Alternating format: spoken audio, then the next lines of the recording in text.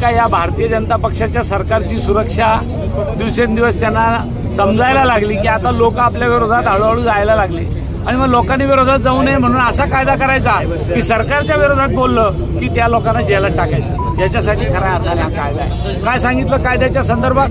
जे लोक परमपूज्य डॉक्टर बाबासाहेब आंबेडकरांच्या संविधानाच्या विरोधात असतील त्यांच्यासाठी हा कायदा आहे। मग संविधानाला विरोध तर खऱ्या अर्थाने RSSने केला, मग त्या संघटनेला तुम्ही बंदी घालणार आहे का?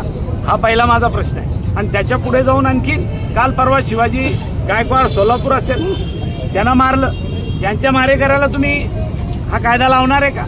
अहो काल कॅन्टीनमध्ये संजय गायकवाड नावाच्या आमदारांनी याला मारलं, तुमच्या कॅन्टीनच्या सर्वंटला त्याला मारलं।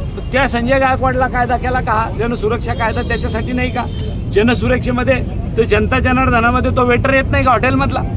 मग त्याला मात्र अदखलपात्र गुन्हा दाखल केला, त्याला पोलीस स्टेशनलाही बोलवलं नाही आणि वेटरला मात्र सगळ्याच्या समोर मारलं। आपण सगळ्यांनी ती क्लिप व्हायरल केलेली सगळ्या टीव्हीच्या चॅनलवर पाहिली। या सरकारच्या सगळ्या लोकांना सत्तेचा माज आलेला आहे आणि तो माज उतरायला जनता जनार्दन एक दिवस 100% सक्षम आहे। म्हणून माझी जनता जनार्दनाला सुद्धा प्रार्थना आहे की ही जी दादागिरी आहे ही आपण कुठल्या परिस्थितीमध्ये खपून घेणार नाही। या पद्धतीचा संदेश मी या निमित्ताने आपल्या समोर देतो। आणि सर यांनी हे विधेयक, आमची विनंती आजही राज्यपालाला, हे विधेयक सही न करता परत पाठवावं आणि परत पाठवून पुन्हा एकदा त्याच्यात दुरुस्ती करावी। अशा पद्धतीचं काम जर नाही केलं तर आम्हाला नाविलाजाने हायकोर्टात आणि सुप्रीम कोर्टात जावं लागेल। सर सामान्य जनतेचा गळा कापण्याचा हा किंवा गळा दाबण्याचा हा प्रयत्न आहे? सामान्य जनतेचा गळा दाबण्याचाच प्रयत्न आहे आणि म्हणूनच खऱ्या अर्थाने यांनी हे उद्योग केलेले।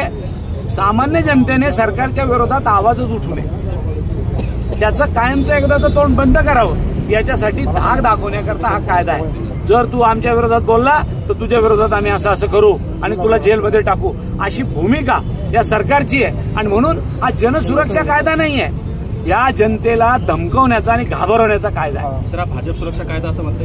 100% भाजप सुरक्षा कायदा आहे। काँग्रेस